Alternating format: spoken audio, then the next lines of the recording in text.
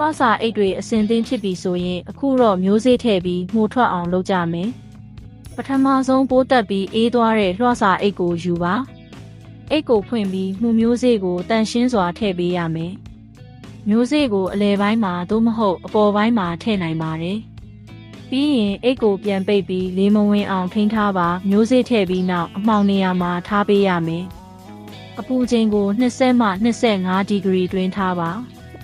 15ရက်ကနေ28ရက်အတွင်းလွှာစာအတွင်းအဖြူရောင်ဖုံးလာမယ်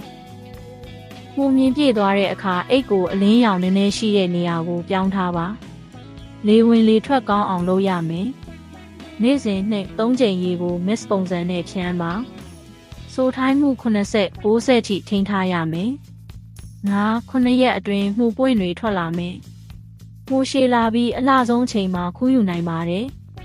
အမြင့်နားကနေဖြည်းဖြည်းဖြုတ်ယူပါဒီနည်းမှန်ရင်တအိတ်ကနေ6ကြိမ်ထွက်နိုင်ပါတယ်ဒီနည်းတိုင်းလုပ်ရင်အိမ်မာတင်ငွေမိုးမှုကိုအောင်မြင်စွာစိုက်နိုင်ပါတယ်နောက်ထပ်မှုစိုက်နည်းတွေသိချင်ရင် comment မှာမေးနိုင်ပါတယ်farming နည်းလမ်းကောင်းတွေဆက်ပြီးကြည့်ချင် subscribe လုပ်ထားနော်